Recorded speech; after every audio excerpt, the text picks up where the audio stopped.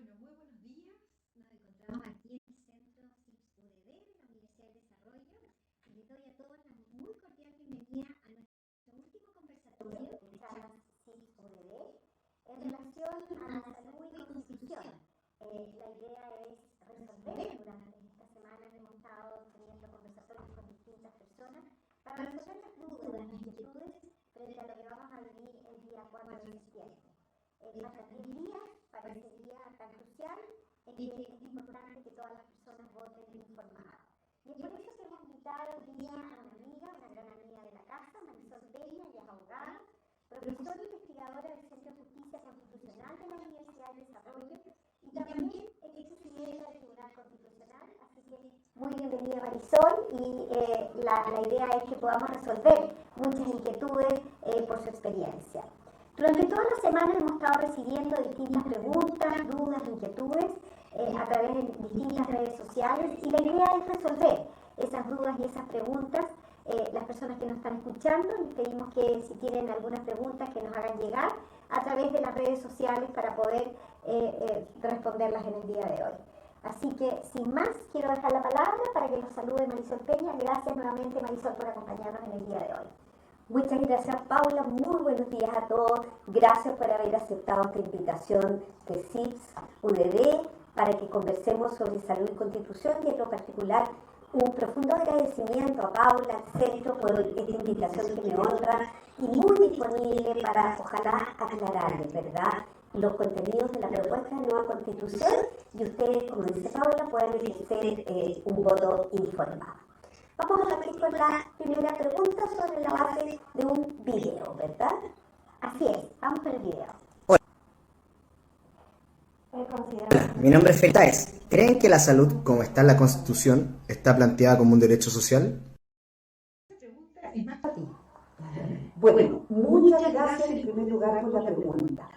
Es muy importante que ustedes sepan que la gran diferencia entre los derechos de primera generación, que son los derechos políticos, sociales, económicos o derechos civiles, con los derechos de segunda generación, que son los derechos sociales, tiene que ver básicamente con que los primeros promovían solo la libertad de las personas, mientras que los segundos apuntan a hacerse cargo de la igualdad de oportunidades.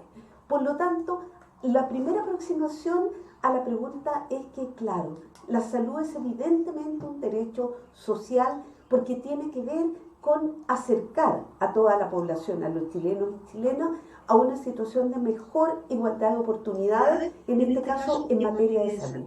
Pero no puedo cerrar la respuesta sin decir que los derechos sociales son esencialmente derechos de prestación, tal como dice el Pacto Internacional de Derechos Económicos, Sociales y Culturales, deben hacerse efectivos en la medida de lo posible.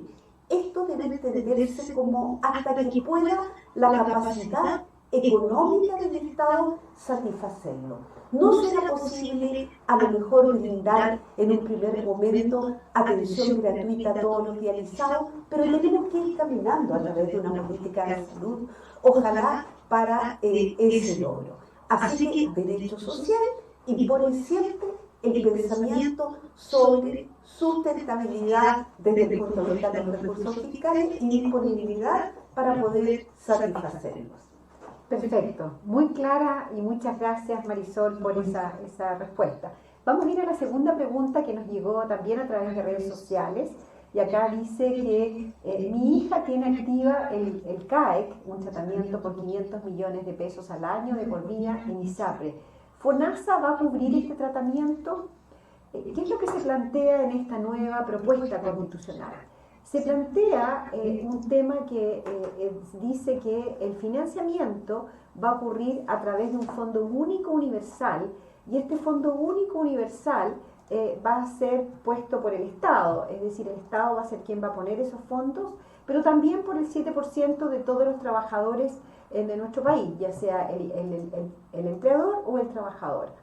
Ahora, ¿cuál es el primer cambio profundo que se hace aquí en esta propuesta constitucional? Hoy día Chile tiene un sistema de salud que es en base a seguros. FONASA es un seguro y las ISAPRE son un seguro. ¿Hay que hacer reformas profundas en los seguros? Claramente que sí, hay que hacer reformas para poder mejorar el acceso. Pero aquí lo que se está proponiendo es un cambio radical en el sistema como un fondo único de salud, no en base a seguro. Por lo tanto, lo que no sabemos es cuáles van a ser aquellas prestaciones que van a estar cubiertas por este Fondo Único de Salud. Es decir, todas las personas van a estar en este Fondo Único de Salud y no conocemos cuáles van a ser aquellas prestaciones que tiene que definir el Estado. Probablemente se dice que la forma en que se va a trabajar, ¿cierto?, la integración de los prestadores públicos y privados, lo va a tener que definir los parlamentarios, pero no sabemos cuál van a ser aquellas prestaciones que van a estar garantizadas en este Fondo Único de Salud. La verdad que lo más importante aquí es que en general en las constituciones no está escrito la forma de financiamiento. Se garantiza ciertos derechos generales, pero no la forma de financiamiento, porque la forma de financiamiento puede ir cambiando. Por lo tanto, aquí está escrito una forma de financiamiento que significa un cambio radical, pero no sabemos cuáles son aquellas prestaciones que van a estar, las cuales van a estar definidas por los legisladores. No sé si quieres agregar algo más, Marisol. Yo creo que queda muy claro de tu respuesta, Paola, que hay mucha incerteza, hay mucha incertidumbre a partir de lo que está escrito en la propuesta de nueva Constitución. Pero podríamos ir profundizando en eso a partir de la siguiente pregunta, donde también tenemos un video.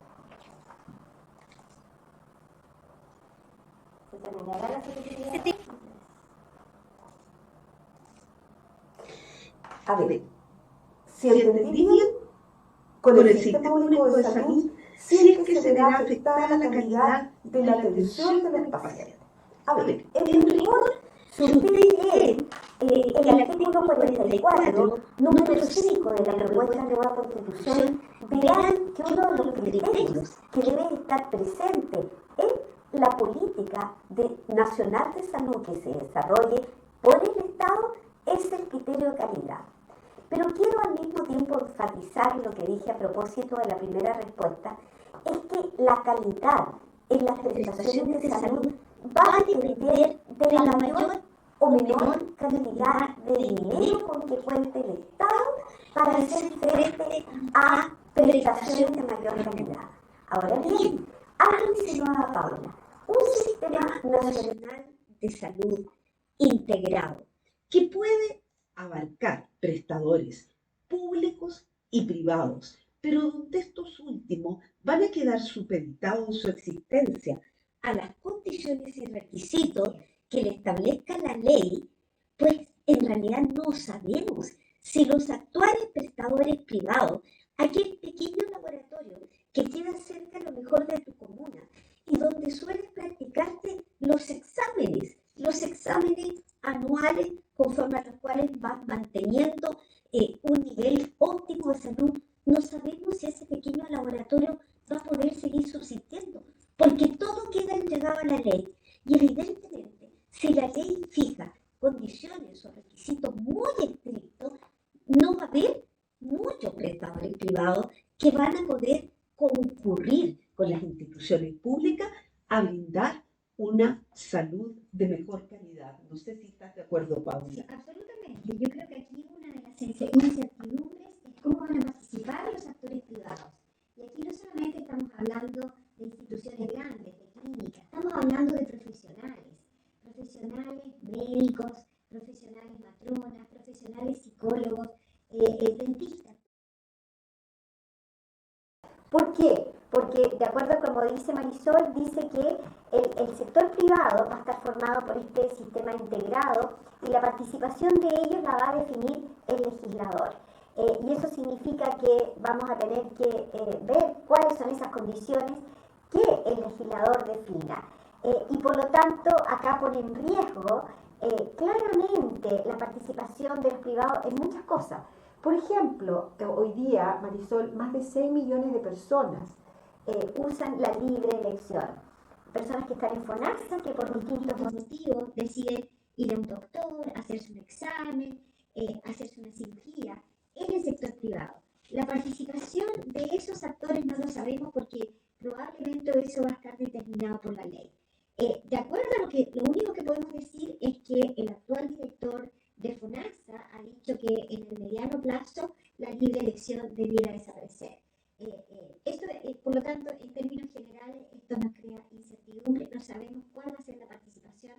más de los privados. A ver, vamos a la próxima pregunta, a la pregunta número 4. ¿Quiero cerrar con la CISAPRE? Bueno, claramente, y de acuerdo a lo que dice la Constitución, que aquí hay un cambio radical en el sistema de salud. Hoy día tenemos un sistema de seguro. El FONASA es un seguro público Y las ISAPRE son seguros privados. Por lo tanto, y se cambiaría a un sistema único, universal, con un fondo único universal. Por lo tanto, En términos generales, ambos seguros desaparecerían y sería el Estado, a través de este fondo único con recursos estatales, quien financiaría el sistema. Lo que está claro que es las ISAPRES desaparecen per se porque el 7% de las personas que hoy día están cotizando en un ISAPRE, ese 7% de esas personas va a pasar completamente al sector público. Probablemente para las prestaciones no vamos a disponer más del 3,5, 4%, porque el resto se va en licencias médicas. Porque, por lo tanto, de acuerdo a la pregunta que nos hace, es una persona de la Florida, queremos decirle que sí, desaparecen ambos sistemas, y este fondo único va a ser único estatal, no sabemos si va a ser FONASA o otro sistema, pero es un cambio radical de sistema a un fondo único de salud. Me parece, Paula, que la pregunta número 6, que es la que viene a continuación, también está dirigida a ti, ¿no? La número 5. La número 5, así es. Viene un video, la número 5. Perfecto.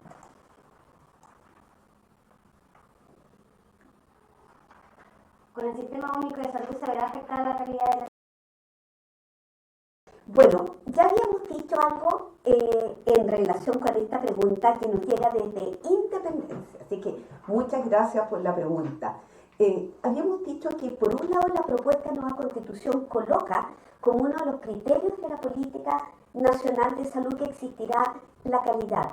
Pero ¿de qué va a depender la calidad de la salud? ¿De qué va a depender la calidad de las prestaciones? Yo diría fundamentalmente de dos cosas, si tuviéramos que ya resumir lo que venimos conversando. En primer lugar, va a depender del grado de regulación con que el legislador reconozca y, por supuesto, determine la participación de los particulares, de los privados, en el otorgamiento de prestaciones. Pero en segundo lugar, y también muy importante, va a depender del financiamiento, evidentemente. Aquí la propuesta indica claramente que el financiamiento de las prestaciones de salud va a ser con cargo a rentas generales de la nación. Traducción, ¿de dónde va a salir? De los impuestos que pagamos los chilenos. O sea, va a ser un porcentaje de la ley de presupuesto. Pero además la ley podrá establecer cotizaciones obligatorias a empleadoras, empleadores, trabajadores y trabajadoras. Pero todo eso es dentro del contexto de lo que Paula también ha señalado, el actual 7% que todos conocemos. Entonces la pregunta, para poder acceder usted o yo a una salud de calidad, ¿va a bastar mi 7%? Y creo que ya han existido, ¿verdad?, respuestas de las actuales autoridades gubernamentales en el sentido que probablemente no, porque como el sistema pretende ser solidario y repartir mejor, para repartir mejor inevitablemente significa que nos vamos a tener que sacrificar. Y por lo tanto, lo que a mí me alcanzaba con el 7%, como por ejemplo el sistema libre de elección en FONASA, tal vez ya no me va a alcanzar. Y en ese sentido, ¿qué respuesta se nos da? Porque ellos intervinieron en la Convención Constitucional. Pero que podrán existir seguros privados. Pero la existencia de seguros privados funciona sobre una lógica distinta. Porque la lógica de un seguro privado es que lo que se paga en definitiva es el riesgo. Por lo tanto, uno puede estar pagando durante años sin sufrir ningún riesgo. Y lo más importante es que a usted le cuesta más que su billetera, porque ya es un sacrificio que nos descuenten el 7% de nuestra remuneración. Pero si además tenemos que voluntariamente destinar plata extra que no tenemos, eventualmente ahí a muchas personas no les va a dar el bolsillo. Yo quiero sumar 15 segundos, sé que estamos contra el tiempo, pero 15 segundos. No sabemos quiénes van a poder estar en esos seguros privados, porque los seguros privados van a determinar, a lo mejor, probablemente las personas mayores o las personas que tienen preexistencias no van a poder acceder a un seguro privado. Por lo tanto, las personas que de verdad tienen una condición de salud, quizás van a tener que pagar más caro, no lo sabemos, entonces no vamos a poder responder a eso. Vamos con la próxima pregunta, es un video también. Puede afectar a la lista de espera en los hospitales en el nuevo texto de la Constitución. Me encantaría me la pudiera contestar.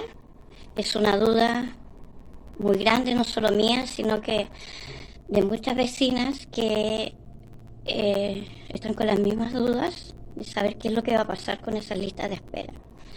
Si ahora ya es terrible, me imagino que con lo que viene en el nuevo texto de la Constitución será imposible. Bueno, muchas gracias por la pregunta, porque la verdad que esto es una de las preguntas, inquietudes que más nos han llegado. ¿Qué va a pasar con la lista de espera en los hospitales? Hoy día tenemos más de 2 millones de personas que están esperando un especialista. Hoy día tenemos más de 340.000 personas esperando por una cirugía, personas que están en FONASA. Claramente esto se ha profundizado producto de la pandemia. Pero hoy día no tenemos que hacer cargo de eso. Con esta propuesta constitucional que se plantea de acuerdo a lo que se está diciendo que va a haber un fondo único de salud, donde van a estar todos los chilenos y los extranjeros que viven en Chile, todas las personas que hoy día están cotizando ya con su 7% en FONASA, más van a incorporarse todas las personas que hoy día están en la ISAPRE y probablemente también en las Fuerzas Armadas, porque se dice que esto es para todas las personas, van a tener que entrar a este sistema único de salud y es el Estado el que se va a tener que hacer cargo de dar respuesta a estas necesidades de salud. Y tampoco no sabemos cómo van a participar los privados que hoy día se hacen cargo de las personas que están en ISAPRE y de muchas personas que hoy día están en el sector público. Por lo tanto, de acuerdo a la propuesta en general, lo que podría pasar es que las listas de espera aumenten. Y no solamente se trata de que las listas de espera aumenten por un problema de número, sino que también de los tiempos. ¿Por qué? Porque ¿quiénes son las personas que van a pasar sí o sí a este asegurador público? Probablemente las personas que van a pasar a este asegurador público son todas las personas que hoy día que están en un seguro privado, una ISAPRE, están requiriendo atenciones, los adultos mayores, las personas que tienen preexistencia, las personas que tienen una enfermedad grave. ¿Por qué? Porque probablemente son ellos que a lo mejor no van a poder acceder a lo que se plantea un seguro que no va a ser complementario, sino que van a tener que no solamente poner el 7, sino que probablemente un porcentaje mucho mayor. Entonces esas personas que hoy día se están atendiendo en el sector privado van a ir a sumarse a las necesidades que hoy día tenemos en el sector público. Por lo tanto, en resumen, a mi parecer, de acuerdo a esta pregunta, lo que creemos que las listas de espera van a profundizarse. ¿Y por qué también? Porque hacer cambios radicales en el sector público no es fácil. Los tiempos de construcción de UCEFAM son alrededor de 5 años entre la preinversión y el tiempo de construcción. Hoy día tenemos en la atención primaria una falta de médicos generales que sabemos que es un 77% de acuerdo a un informe de la Comisión de Evaluación de Productividad. Alcanzar ese porcentaje para dar respuesta hoy día se demora al menos 10 años. Entonces, si vamos a sumar más gente a esta tremenda demanda, probablemente los problemas de salud se van a profundizar y no vamos a tener en el corto plazo un anhelo, ese anhelo que todos queremos, que es un acceso oportuno para todas las personas. Yo creo que es muy importante esta pregunta que se acaba de hacer sobre listas de espera, pero también me parece importante, Paula, la pregunta que también nos han hecho desde las redes sociales: ¿cuánto sirve el Estado garante frente al incumplimiento del auge, GES y también el tema que tú tocaste de las listas de espera? Primero quisiera decirle que la propuesta de nueva Constitución no contiene la expresión de que el Estado garantice el adecuado, oportuno otorgamiento de las prestaciones de salud. Lo que se dice es que el Estado ejercerá la función de rectoría del sistema de salud, incluyendo la regulación, supervisión y fiscalización de las instituciones públicas y privadas. Todo lo demás, lo que tiene que ver con la oportunidad, lo que tiene que ver con la progresividad, con la no discriminación en salud, va a ser materia de la política pública. ¿Y quién hace la política pública? En definitiva, la hace el legislador. Es decir, es objeto de acuerdos políticos al interior del Congreso Nacional. Por lo tanto, desde el punto de vista personal, yo no siento que el Estado va a ser garante de la mantención de los sistemas que hasta ahora hemos logrado a través del AUGE y el GES. Sin embargo, voy a hacer una salvedad. Si yo fuera abogado de quien me hizo la pregunta, invocaría parte de la propuesta de la nueva Constitución, que es el principio de progresividad. Es decir, que el Estado, al introducir nuevas regulaciones, no puede retrocederme a mí el nivel de protección de los derechos que ya he alcanzado. Por lo tanto, ese sería un criterio que obviamente, junto con las listas de espera, va a entrar a chocar con otro criterio muy importante que está en la propuesta, que es la política de responsabilidad fiscal. En consecuencia, ni usted, ni menos el Estado, puede gastar más allá de lo que tenga en la billetera.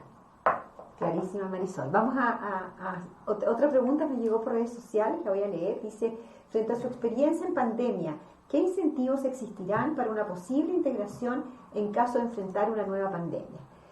Lo primero que quiero decir es que gracias a haber tenido un sistema robusto, tanto en el sector público, teníamos un sistema robusto en algunas cosas, probablemente no teníamos un sistema robusto en camas críticas, pero el sistema privado tenía un número de camas críticas que eran alrededor de 600, se fortalecieron ambos sistemas, pero sabíamos con lo que contábamos en ese momento. De acuerdo a esta nueva propuesta constitucional, se dice que va a haber se va a integrar el sistema público-privado. No sabemos cómo va a ser esa integración, cuáles van a ser las necesidades, cuáles van a ser las regulaciones, cuáles van a ser los requisitos que le va a poner el legislador al sistema privado para poder integrarse. Y tampoco sabemos, en caso que llegara una nueva pandemia, con qué sistema privado vamos a contar. De acuerdo a esta propuesta constitucional, donde se dice que el sector privado va a tener que estar integrado, probablemente parte del sector privado con que contamos hoy día no sabemos si va a existir o no va a existir. Por lo tanto, en caso de que llegara una nueva pandemia, no vamos a saber con qué recursos del sector privado vamos a poder contar. Entonces, lo primero es que no sabemos cuál va a ser la situación del sector privado en ese momento. Y lo segundo, que va a depender del legislador de cuál va a ser la forma que se va a integrar este sector privado al sector público. Por lo tanto, de acuerdo a lo que debería ser una Carta Magna, una nueva Constitución, que debiera avanzar en darle más posibilidades de tener mejor salud, mayor cobertura, mayor acceso, lo que se plantea acá en esta Carta Magna es más incertidumbre que certeza. Igual que tú lo hiciste hace un ratito atrás, 15 segundos para agregar algo. Usted estará pensando tal vez cómo el legislador podría hacer un cambio de condiciones. Y sucede que esto ya ha pasado, ya ha ocurrido en el pasado, por ejemplo, en materia de educación. ¿Sabía usted que cuando originalmente se creó la educación particular subvencionada, se permitió que los colegios se instalaran como personas jurídicas que persiguieran fines de lucro? Porque, claro, obtener una legítima ganancia para vivir respecto a aquellos que habían dedicado su vida a esa actividad. Y sucede que de la noche a la mañana el legislador decide cambiar el requisito y en lugar de que puedan seguir siendo personas jurídicas sin fines de lucro, les exige constituirse, o con fines de lucro, les exige constituirse como personas jurídicas sin fines de lucro, en circunstancias que algunos no disponían de capacidad personal de financiamiento. ¿No crees tú que es posible entonces que algunos prestadores privados, por la vía de imponerle condiciones muy elevadas, estén afectos al mismo problema? Yo creo que sí, por supuesto, puede pasar. Y esto puede pasar en un periodo u otro, porque sabemos que los legisladores van cambiando. Y lo que tenemos que darle certeza en esta Carta Magna y Constitución son ciertos principios básicos y no crearle más incertidumbre.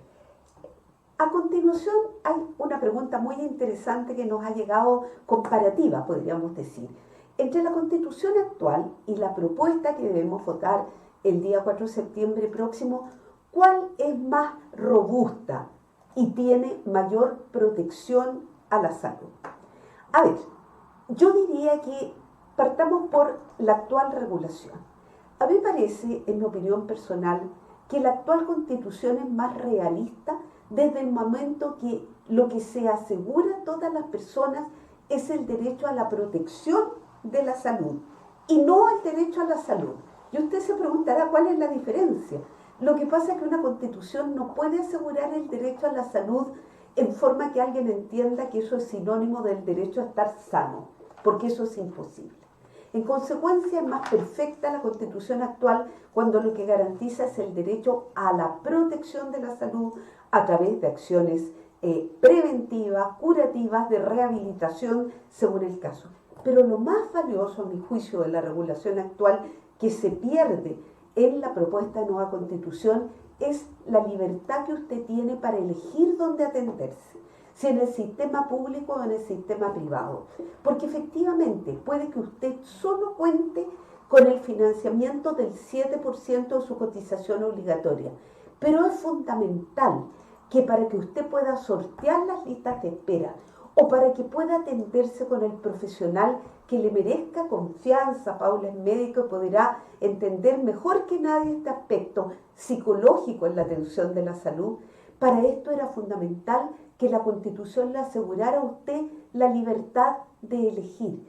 Y eso no necesariamente es discriminatorio, porque finalmente de lo que se trata es que todos tengamos un techo mínimo. Yo creo que cualquier Estado, cualquier gobierno aspira a que todos tengamos un mínimo de atención en salud. Pero a partir de ese mínimo, que usted pueda elegir aspectos básicos de la salud que realmente lo ayuden de verdad en su recuperación. Yo creo, Marisol, me voy a sumar un minutito a tu respuesta, y con respecto al derecho a elegir, que en salud es tan delicado, porque hoy día hay más de 6 millones de personas que por derecho, por necesidad o porque lo quieren, optan por elegir ir a atenderse en el sector privado, ya sea un doctor, una enfermera, un examen, o porque lo necesitan, porque le queda más cerca, por distintas situaciones. Por lo tanto, la posibilidad de elegir hoy día que está garantizada y que no está garantizada en esta propuesta Constitución es tremendamente relevante. Y quiero contarte una encuesta que hicimos acá en el Centro de Políticas Públicas de la Universidad del Desarrollo, que le preguntamos a las personas qué sistema de salud quiere para el futuro. Un 63% de las personas nos dijeron que quieren elegir. Un 20% dijo que quiere un sistema privado y un 17% nos dijo que quiere un sistema público. Después hicimos una pregunta abierta. ¿Por qué quiere elegir en salud? Nos dijeron porque es mi libertad, porque es mi derecho, porque nadie me puede imponer donde yo me quiero atender. Hoy día todos pueden elegir, no todos pueden elegir. Y es una realidad y que nos tenemos que hacer cargo de eso. Pero tenemos que escribir una Constitución donde se garantiza que todos lo puedan hacer. Y tenemos que trabajar desde el punto de vista de salud para que todos lo puedan hacer. Cuando fuimos a ver quiénes son las personas que quieren elegir, la mayoría de las personas están en el segmento C3, D y E de nuestro país. Por lo tanto, ¿quiénes son? Las personas de clase media y las personas más vulnerables en Chile. Son ellos que tienen ese deseo de poder elegir dónde atenderse.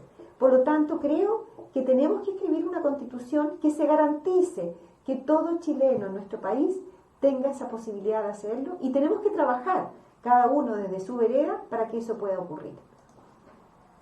Vamos con la próxima pregunta, ¿la lees tú? Si al final, eso vienen del chat. Vienen del chat estas preguntas, así que las agradecemos particularmente. Estamos mirando también aquí el chat, así que también a quien me dice, y me hago cargo de aquello que los prestadores privados han lucrado con la educación. A eso te puedo responder que la pregunta o la respuesta no es cambiar la Constitución. La respuesta a aquello es fortalecer las regulaciones, pero no cambiar la Constitución. Entonces, es para que vean también que estamos leyendo absolutamente el chat. Pero ahora La pregunta dice concretamente si el financiamiento es a partir de impuestos, dijimos que con cargo a rentas generales de la nación.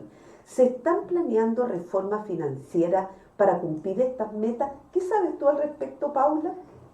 La verdad que hoy día tenemos que primero ver qué pasa el día 4 de septiembre, porque en la Constitución no se habla de reforma, que se vayan a hacer reformas financieras.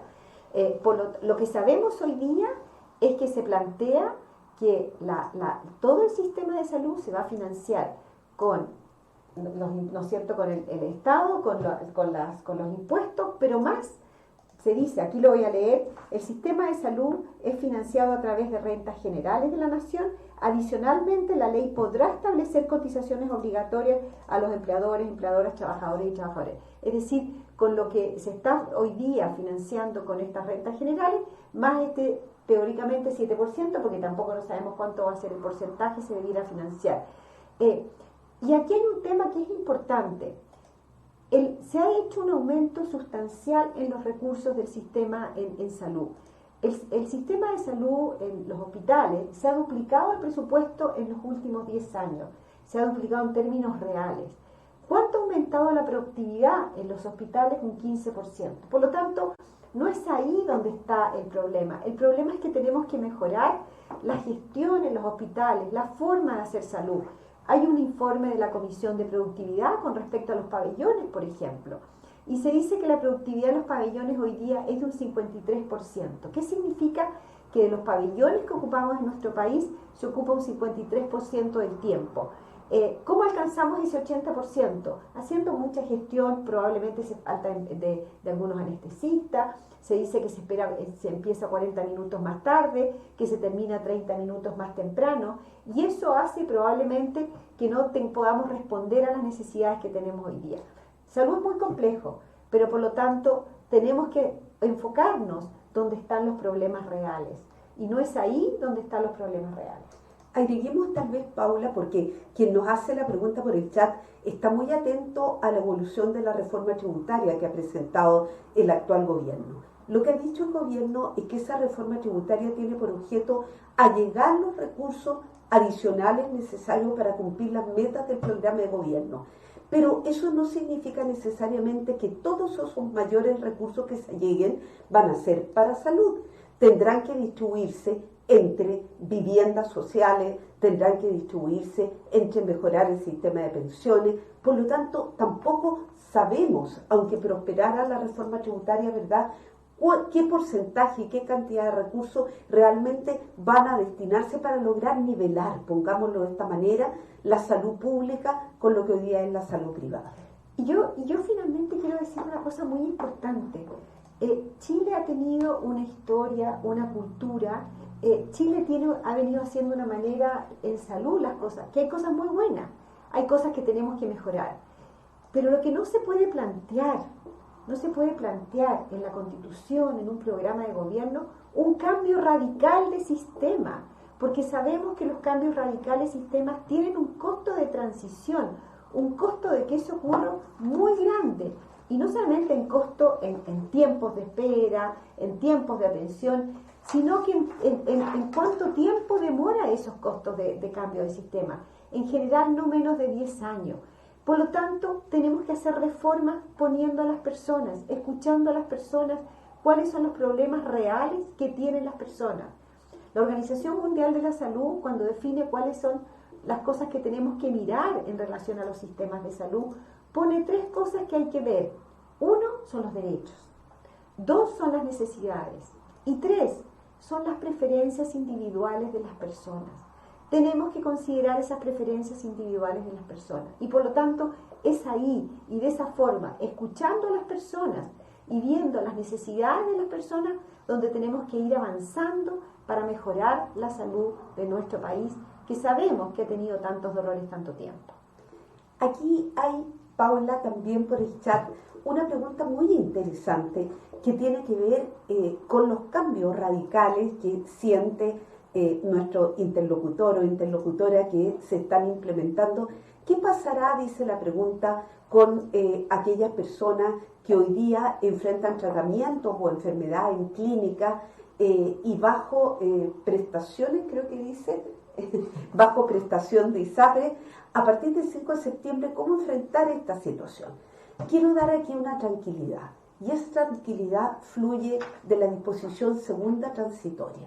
Si pudiera resumirlo en una frase, tenemos en principio tranquilidad por un plazo de 4 años. ¿Por qué? ¿Qué dice la disposición segunda transitoria de la propuesta en caso que fuera aprobada? Que toda la normativa vigente, incluido sistema AUGE, GES, en fin, el TFL que rige el sistema actual de salud, seguirá en vigor mientras no sea derogada, modificada o sustituida. Y ustedes saben mejor que yo que los tiempos legislativos no son breves, más bien tienden a ser largos. En consecuencia, mientras no sean derogadas, se van a mantener, y a menos que, por otro lado, la Corte Constitucional la declare contraria a la nueva Constitución. Y que en todo caso los jefes de servicio de los órganos del Estado, pensemos aquí por ejemplo en FONASA o en los directores de las superintendencias, los órganos del Estado y las jefaturas deberán adoptar su normativa interna de conformidad con la nueva Constitución, y solo dentro de 4 años siguientes a que entre en vigencia esta Constitución, la iniciativa de derogación de ley, que va a ser amplia, procederá respecto de las leyes anteriores. Entonces, resumiendo en una palabra, tenemos actualmente una disposición transitoria que nos da un cierto plazo de gracia, pero eso no significa que en caso de ser aprobada la propuesta no debamos ir pensando y cada uno calculando si con el 7% me va a permitir mantenerme con la atención bajo el sistema ISAPRE como lo estaba haciendo frente a una enfermedad catastrófica conforme a la cual además tengo carencia y no me puedo ni siquiera cambiar de sistema de salud, ¿verdad? Así es. Ahora, es verdad, yo me sumo a las palabras de Marisol, pero hay un tiempo importante. Los tiempos en salud son mucho más largos. La construcción de un CEFAM son al menos 5 años, las modificaciones, hacer un cambio estructural y las necesidades son enormes. Por ejemplo, en Chile tenemos hoy día 200 centros de salud que son postas rurales. O sea, si tenemos que transformarlo en CEFAM en los próximos 4 años, la verdad que es un trabajo gigantesca. Por otro lado, tenemos reformas que llevan mucho tiempo que todavía no están implementadas completamente. Por lo tanto, los tiempos en salud muchas veces son mucho más mayores. Pero las necesidades son urgentes. Las necesidades son urgentes. Vamos a hacer la última pregunta que creo que es para ti. Una de las últimas que dice, no sé si es la última, pero cuando en la nueva Constitución se habla de expropiaciones al justo valor, ¿podría ser esto aplicable a expropiación de clínicas privadas? Mira qué buena pregunta. Bueno, en realidad el concepto es el de justo precio, el que usa la propuesta de nueva Constitución para compensar la pérdida y traspaso al Estado de una propiedad privada. Déjenme decirles que la verdadera garantía de la propiedad privada se ve al momento en que uno queda afecto a que le quiten o lo priven de su propiedad privada. Por lo tanto, si existe propiedad sobre una clínica, efectivamente podría ocurrir que en virtud de una ley general o especial se declarara de utilidad pública o interés general, porque por último esa infraestructura es necesaria para difundir a lo mejor o expandir la salud pública. Y entonces sí, podría expropiarse y en ese caso a los dueños de esa clínica, ¿qué se les va a pagar como compensación? El justo precio, que no sabemos lo que significa. Se nos dice que quedemos tranquilos porque alguna jurisprudencia ha dicho que es el valor del mercado. Pero en realidad hasta el propio ministro secretario general de la Presidencia hace pocos días atrás dijo otra cosa. Y en Francia, fíjense, tuvo que intervenir el Consejo Constitucional francés ante una nacionalización, es decir, una expropiación masiva de acciones de las sociedades para decir que el justo precio tiene que equivaler a la pérdida real que experimenta en el patrimonio la persona afectada. Así que la pregunta es que claramente ahí tenemos una materia de preocupación. Vamos a pasar ahora a otras preguntas que quedaron pendientes de los videos.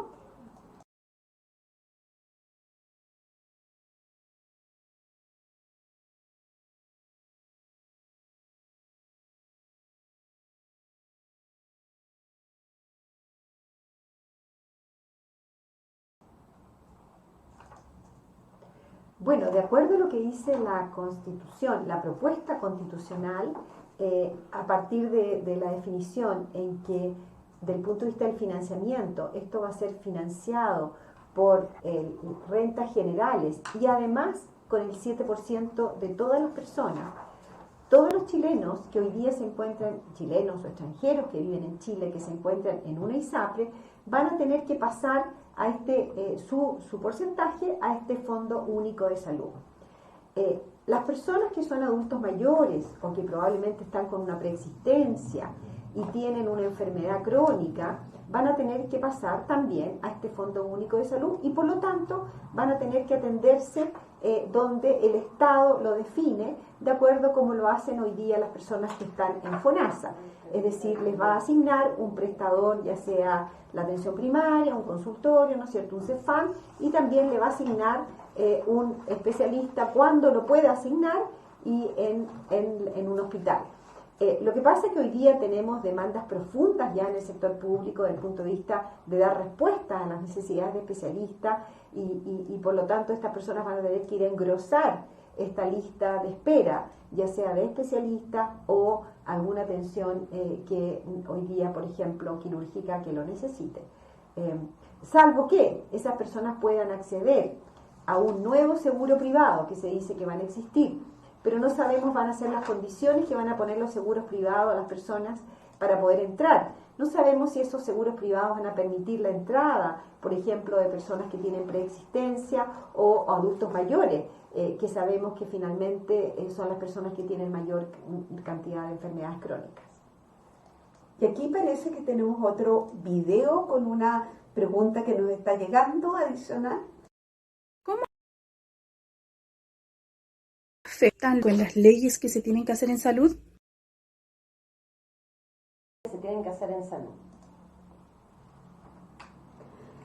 Lo primero tal vez es decirles que en materia de salud ocurre que las leyes sí van a pasar por el sistema bicameral al que estamos acostumbrados. Esto es una excepción en la propuesta de nueva Constitución porque la mayoría de las leyes van a ser aprobadas por la simple mayoría de los miembros presentes en el Congreso de Diputados y Diputadas.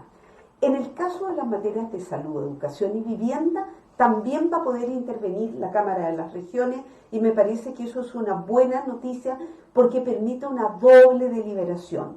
Permite, por ejemplo, que una propuesta populista no pase tan fácilmente, sino que sea debidamente deliberada. Ahora, ¿cómo se afectan los derechos políticos? En realidad, yo creo que aquí va a ser vital la elección que hagamos a través del ejercicio del derecho de sufragio de nuestros representantes, porque la representación en el fondo es transferirle un mandato de confianza a nuestros representantes, creyendo que van a decidir de verdad nuestros problemas y no exclusivamente la mirada a la colectividad política o del sector al cual representan. Y en el caso de la Cámara de las Regiones lo mismo, porque coincidirán conmigo en que las regiones no solo tienen que estar preocupadas de los temas regionales, una reforma integral de la salud, como también no le iba a preocupar a los habitantes de las regiones. Así que creo que ese es un punto en el que para nuestra amiga que nos ha hecho la pregunta por el video, pudiéramos tener cierta tranquilidad frente a la gran cantidad de incertezas que aún existen.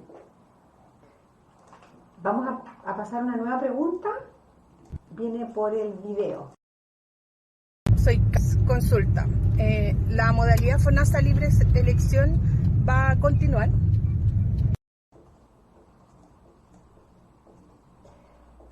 La verdad que no lo sabemos. No lo sabemos, porque lo que dice hoy día es que esto no va a ser un seguro de salud, sino que va a ser un fondo único universal. O sea, este fondo único universal que va a estar financiado por rentas generales y por el 7% de todas las personas, es la forma que se va a financiar. Se dice también que van a existir prestadores públicos y privados. Ahora, ¿cuáles van a ser aquella forma de poder acceder o cuáles van a ser las prestaciones que están en el sector público? No sabemos. La persistencia de la modalidad libre elección tampoco no sabemos si va a poder seguir o no. Los únicos antecedentes que tenemos son declaraciones que ha hecho el director de FONASA, porque este programa que está escrito en la Constitución de crear un fondo único universal con rentas generales y impuestos de todos los chilenos, también es parte del programa que tiene hoy día el presidente Boric, y ahí su director de FONASA ha planteado en una entrevista que dio en abril o mayo que probablemente en un plazo, no sabemos cuándo, la idea es, el espíritu es que la modalidad libre elección desaparezca. Por lo tanto, las personas que hoy día están en FONASA y acuden y usan esa modalidad de libre elección, probablemente no todos los días, pero la usan cuando la necesitan, probablemente en el futuro. Si se aprueba esta Constitución y si va avanzando el programa del presidente Boric, la modalidad libre elección en un tiempo debiera desaparecer. Vamos a una nueva pregunta que nos ha llegado a través de un video.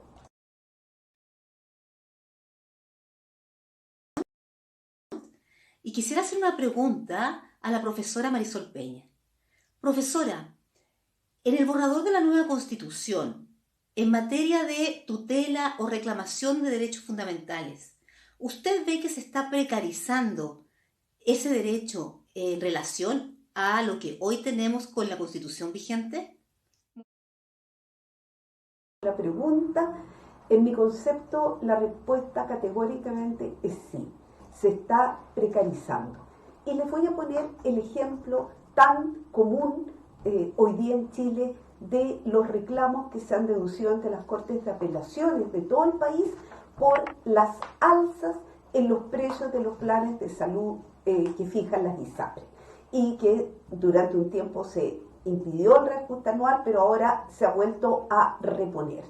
Bueno, sucede que esto constituía una verdadera garantía para nosotros las personas de que era una Corte de Apelación en primera instancia y en segunda instancia la Corte Suprema la que pudiera resolver los más altos tribunales de la República. El recurso de protección, muy mala noticia, se acaba en la propuesta de nueva Constitución y se reemplaza por una acción de tutela de la que van a conocer los jueces ordinarios.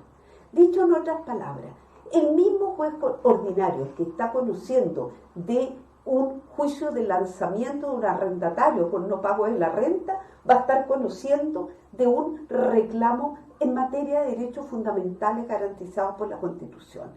Mi opinión es que los jueces ordinarios no tienen hoy día necesariamente esa preparación, y por mucho que la propuesta les diga que estas acciones de tutela deben conocerla en forma preferente al sinfín de otras materias que tienen que resolver, tengan ustedes presente que además el juez va a tener una gran barrera para impedir entrar a conocer lo que ustedes le lleven.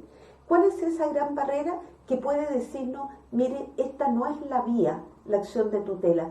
Intente una acción ordinaria, demande indemnización de perjuicio. ¿Saben cuánto dura actualmente en Chile un juicio de indemnización de perjuicio, por ejemplo, o una acción reivindicatoria en materia de derecho a propiedad? Un promedio de 5 años. Entonces, es muy distinta la tramitación rápida de un recurso de protección a una acción de tutela que va a entrar a competir con miles de otras acciones que tienen los jueces ordinarios. Gracias, Marisol. Vamos a ir a la última pregunta que tenemos en el chat. La verdad que hemos recibido muchas preguntas. Esta es la última pregunta y dice, ¿qué pasa si hoy pago excedentes por mi plan de salud ahora en FONASA? ¿Seguirá igual o se eliminará? Me imagino una persona que está en ISAPRE. Hoy día las ISAPRES con esta nueva propuesta constitucional van a desaparecer tal cual como están. Las personas que están cotizando su 7% hoy día en un ISAPRE, ese 7% de cotización, si se mantiene el 7%, pasa en forma íntegra a ser parte de este fondo universal en el sector público. Eso es una idea. Por lo tanto, no van a existir esos excedentes pasan a este fondo solidario. Y es el Estado, es el legislador que va a determinar cómo las personas van a poder atenderse y cómo va a ser, de alguna manera, la participación del sector público y sector privado como prestadores, dando salud. Por lo tanto, no van a existir los excedentes porque el fondo total del 7% que las personas hoy día están pagando en su seguro privado, va a pasar en forma íntegra a ser parte de este seguro público, de este órgano, este fondo único público. Si las personas quieren acceder a un seguro privado, van a tener que pagar la totalidad del fondo, ¿cierto? El seguro total, es decir, un 7% más un extra, por lo tanto va a estar aportando el 7% al seguro público, más probablemente un 7, un 10 o más a un sector privado, y lo que sabemos que probablemente van a ser las personas de altos ingresos las que van a poder acceder a esos seguros privados, y no solamente de altos ingresos, no van a poder acceder los adultos mayores porque tienen comorbilidades, y la gran mayoría de los chilenos van a tener que pasar a este seguro público y por lo tanto engrosar esas grandes necesidades de salud pública que hoy día estamos demandando. Ahí le contestaste de paso a Alejandro también por el chat, que estaba muy interesado en saber si con el 7% de la cotización le iba a bastar. Bueno, esta charla va a estar en la página web de las redes sociales de CIPS UDD. Yo quiero agradecerles primero que todo, a todos ustedes por acompañarnos en el día de hoy, los que no se han sumado, que escuchen esta charla, y sobre todo quiero agradecer a Marisol Peña con su claridad, ¿no es cierto?, de lenguaje, nos enseña y nos da a entender la importancia de tener una buena constitución para los próximos años y para las próximas generaciones. Tal vez solo agregar, Paula, que desde la Universidad del Desarrollo, yo pertenezco al Centro de Justicia Constitucional de la UDD, estamos a disposición de la comunidad. Cuando ustedes tengan dudas conceptuales, escríbanos, comuníquense con nosotros. Si ustedes creen que tenemos que preparar nuevos seminarios, nuevos temas, va a ser siempre un privilegio y parte de nuestra misión y de nuestra identidad hacernos cargo de las dudas y de las inquietudes de ustedes. Para eso está la universidad, para servir. Muchas gracias a ti por la invitación. Gracias y que estén muy bien. Chao, chao. Chao.